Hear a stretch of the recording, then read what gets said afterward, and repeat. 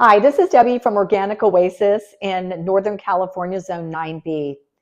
We're in the end of January and it is cold and we finally are getting some more rain. We don't get a lot of rain here, but we're getting rain and it's cold and it's really winter. And so I started thinking, I have all this butternut squash that I've had that I grew in the summer and harvested, and it's been sitting in the kitchen. So I started thinking, it's time to make something with this. And I found a recipe online. The author of the recipe is Nicole Gaffney. So thank you, Nicole Gaffney, for posting this recipe. I'm looking forward to it. It's called Butternut Squash, Bacon, Kale, and Goat Cheese Frittata. Now, if you follow me and you like my recipes, thank you so much. But you also know that I'm sort of a rebel when it comes to recipes. I do change recipes. I leave things out. I modify things a lot while I'm cooking. And I'm just one of those cooks. And I hope that you can learn from me. It's okay if you don't have something to substitute it. If you don't like one of the ingredients, substitute it. And it's just a fun way to experiment with cooking. And I've only had a few fails in my 40-something years of cooking.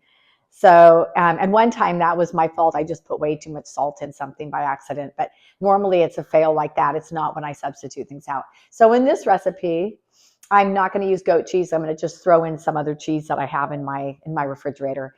I don't really like goat cheese, and I don't have any. So I'm going to try a different cheese. And Neone, our parrot, is talking now. So he's competing with me and he wants attention.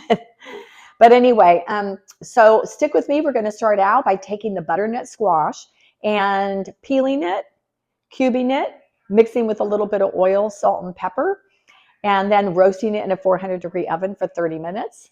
And then we'll move on to the next step of the recipe. So stay tuned. So I'm going to start peeling my butternut squash that I grew outside in my garden. Now, as you can see, this one has started to dry up and the skin looks quite different than the ones that you see in the grocery store. I'm going to go ahead and peel this anyway and see if there's any parts of this that I can still use. So you just take a peeler and you just start peeling the skin off. If you don't like doing it this way, you can microwave this to soften it, and then you can, it makes it a little easier to peel. But this is no different than, it's no much harder than peeling a potato. As you can see, once I get through the skin, this squash is still good. It's still edible. So I'm going to continue peeling it.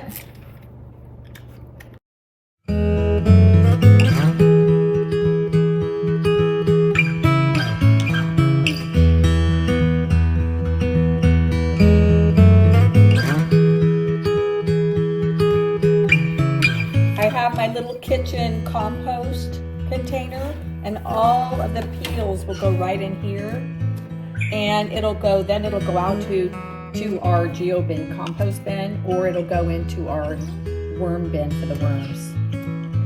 This butternut squash is great for hot compost or the worms. Either bin this can go into. The next thing we want to do is cut this. First I'm going to cut off the ends. Again, compost. Cut off both ends. And then I'm going to cut this right in half. As you can see, there's not many seeds in this one. I'm going to cut this in half this way.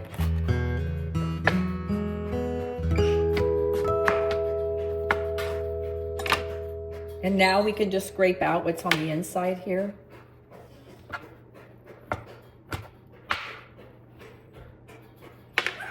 Sometimes for me, I like just cutting around it and cutting out the seeds. Otherwise, it can be a little time consuming to try to scrape out all the seeds.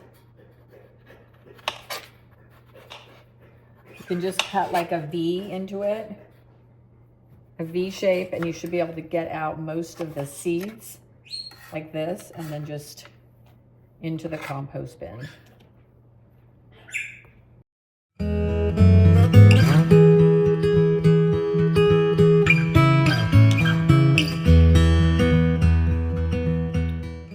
So now that we have it peeled and all the seeds removed, we're just going to go ahead and cut this butternut squash into cubes. And the cubes could be about a 1-inch or smaller size.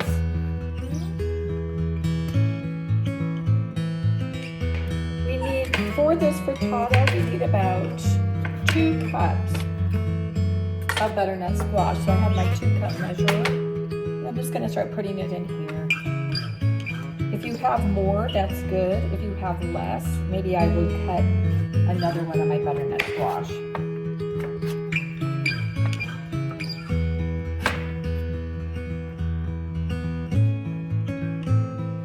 I think this one butternut will be just enough for this recipe.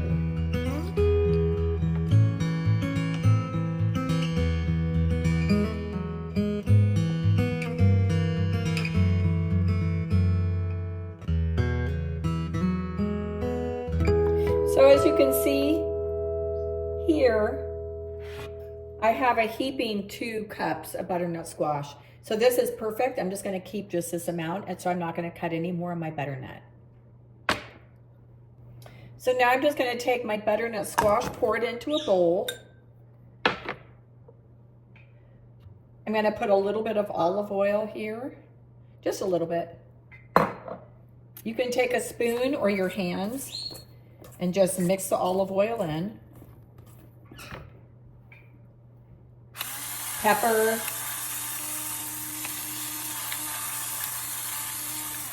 Salt. I'm kind of doing this one-handed because one of my hands is covered with olive oil. I'm going to sprinkle salt. And again, just mix it up, use a spoon or your hands. And you could put whatever other herbs that you want to put on here. You could put in some garlic powder, thyme, rosemary, parsley, whatever cinnamon. You can, instead of putting the olive oil, you could have put a little bit of maple syrup instead. But being that this is going into a frittata with bacon and kale, I just wanted to have, I don't want it to override the flavor of the bacon and kale and the cheese. I just want it to be kind of a subtle sort of mellow flavor. And I want the actual butternut squash, the flavor of this, to shine through. So I'm just using olive oil, salt, and pepper. But you can cook or roast your butternut squash any way that you would like and add anything that you would like. Some people might put red pepper flakes on this. Some people would put in like chopped up garlic cloves. There's many different ways you can roast this, but I'm just roasting it very plain and basic. Now I'm just gonna pour my butternut squash cubes with the olive oil, salt, and pepper onto this quarter sheet pan with an Amazon Basic silicone mat. And I'm just gonna leave it like that. If you want it, go ahead and put a little bit more spice on, you can. Now my oven has been heating to 400 degrees. So now I'm just gonna put the whole thing into the 400-degree oven for 30 minutes. So while the butternut is roasting in the oven, I'm gonna go ahead and cook up the bacon. Now, we buy the fully cooked bacon, the Kirkland fully cooked bacon, only because it's easy. We don't use a lot of bacon in our cooking. I usually, if I calls for bacon, I don't really want to go through the trouble of frying it in a frying pan. And when I discovered this Kirkland bacon, unfortunately it has some nitrates in it. Let's see here. Yep, it has nitrates, which I don't like, but we don't eat it very often. But what I do is I just take this whole thing and I freeze it and pull out the pieces I need when I need it. When I'm really have a lot of time on my hands, I will take my food saver and I'll tear off, I'll put maybe five pieces of bacon at a time in a food saver bag and seal it. It takes up very little room in your refrigerator, in your freezer. And since Tim and I don't use this very often, I could just pull it out and use one bag at a time. So this recipe is calling for 5 slices of bacon diced. So I'm just going to go ahead and use this little pack. I have this little bacon microwave tray. I take my paper towel and I put it like this. I take out the bacon. If it's completely frozen, this is thawed a little bit. If it's completely frozen, I just put the entire thing frozen in the microwave and then zap it. And then when it defrosts, pull the pieces apart. So I just take it like this. I've left this out for a little bit so it's defrosting so I can easily separate it. This has 6 pieces. So then I fold it over like this. That way, if it splatters in the microwave, it doesn't mess up my microwave. So while everything is cooking, we've got the butternut squash in the oven and the bacon is in the microwave. I'm going to go ahead and prepare the onion. Now this calls for 1 shallot, and I hope I'm saying that right. Shallot? I think it's a shallot. I have some onions growing out in the garden, but they're not bulb onions and they're just green onions at this point. I don't want to use those, but this onion's probably going to be way too much for this. So I think what I'll do is just cut it in half. I'm going to save half this onion for something else, and I'll just use half of an onion. I like to peel off a large layer. It just is easier than picking this skin. I'll just take off the whole top like that. And all of this extra stuff's going in my compost.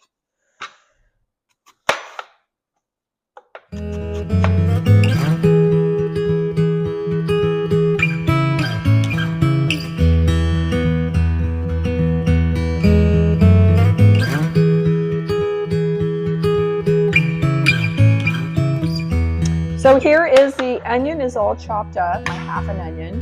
And let me show you the bacon. It came out of the microwave. So I microwaved it for 2 minutes. Now I like my bacon very crispy. Very, very crispy. I'm just weird when it comes to stuff like that. I like my bacon very cooked, crunchy. So if you want to microwave your bacon and you buy the Costco stuff 2 minutes, it will come out like this. If you like yours more fatty, you can cook it for maybe 1 minute. But 2 minutes is perfect for me.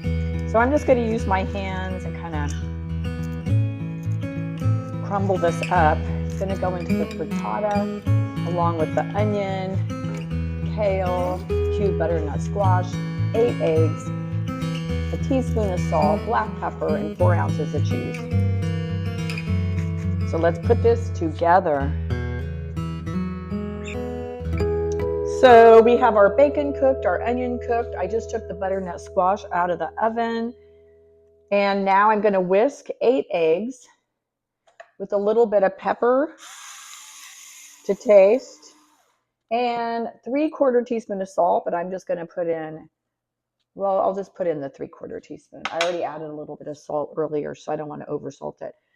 And I was going to use my KitchenAid electric whisk, but I decided I didn't want eggs splattered all over me in the kitchen because I had already cracked the eggs into this small bowl.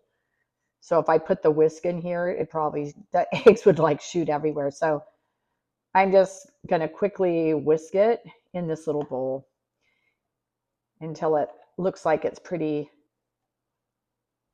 separated. So when I pour it into the pan, the cast iron skillet, it won't clump up. You can also just use a fork for this. If you don't have a whisk, just use a fork. Or you can also throw it into your blender if you want. That's a quick way to do it. So the recipe recommends using a cast iron skillet because after we put everything together, we're going to be putting this into the oven. So I'm going to use the cast iron skillet, but this is the biggest one I have. This is, I think, a 12, it may be a 10-inch, but it's the biggest skillet I have, cast iron. So I'm going to go ahead and attempt to put everything in here. So the first thing we're going to do is put in the bacon. Now you could cook your bacon directly in this first. So I microwaved my bacon. That's what I do. Most of the fat, a lot of the fat is removed, and that's what I like to do. If you have bacon, regular bacon, and you just want to saute it in here and then cook everything in the bacon fat, that's okay. That's your preference. Okay, I'm going to go ahead now and add the onion in here. Just a half an onion chopped. You could use a shallot, but I'm just using a half an onion because that's what I have. And I'm going to pull out the little skin. So, right, what we're going to do now is just basically saute this with the olive oil. I'm using olive oil. And we're going to get it hot. Going to turn up the heat a little bit.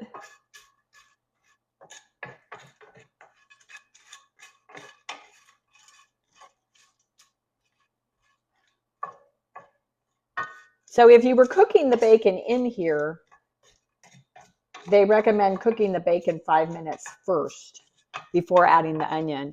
Since my bacon's cooked, I just put olive oil in an onion, and they recommend cooking it until it's translucent, which is about 3 minutes. I'm still waiting for my skillet to heat up.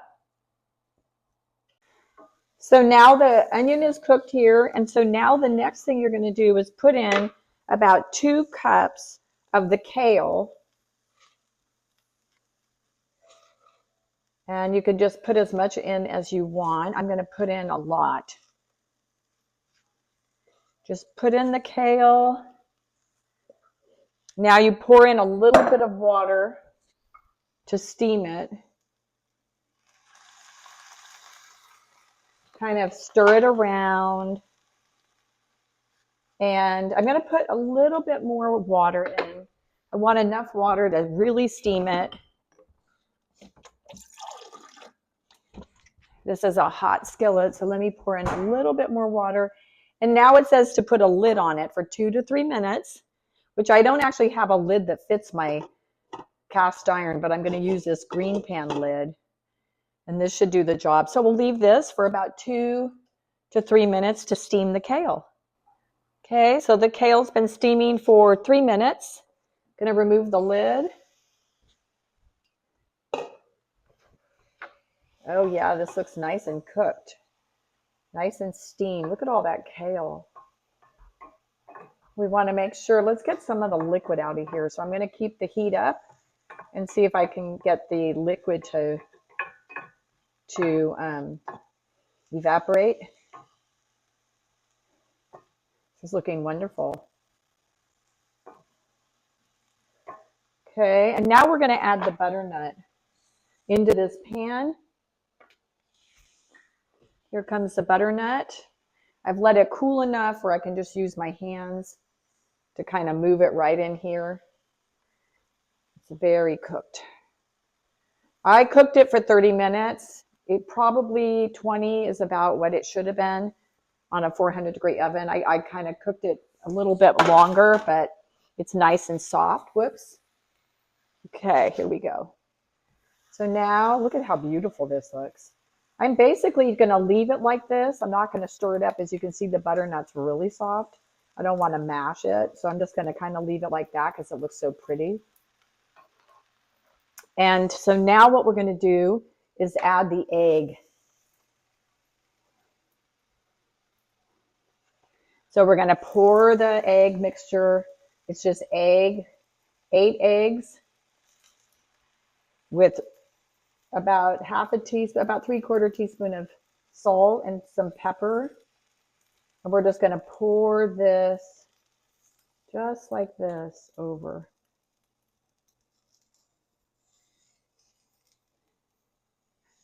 Okay. So I'm going to turn off my heat here, and I'm going to put on just cheese. The only cheese I had, it calls for goat cheese. I just made sourdough pizza, so I had some shredded mozzarella. And this is all I'm going to put on it because that's what I had. So now we're going to take this entire skillet and we're going to put it into our oven that's set to 400 degrees for about 10 to 15 minutes. The butternut squash, bacon, kale, and cheese frittata is out of the oven.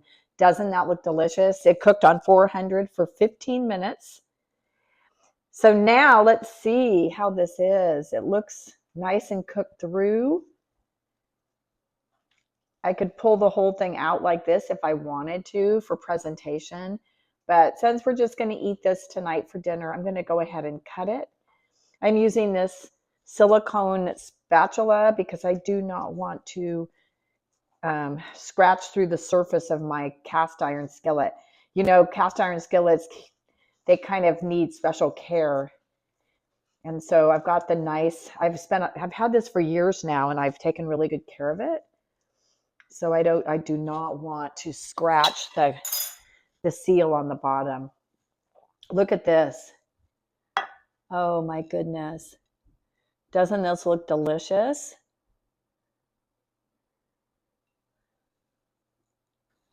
Okay, taste test time.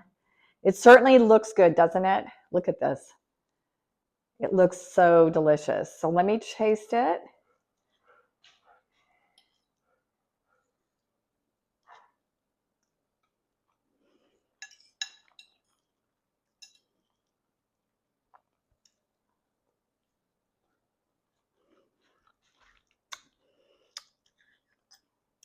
I really like this. And every time I do a video and I do the taste test, I feel like I need to have a scoring guide, like a 0 to 5 or a 1 to 5, and then I could just score it.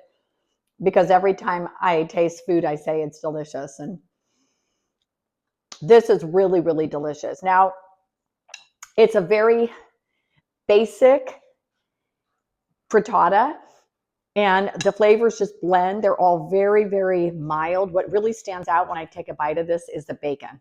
I taste the bacon more than anything else.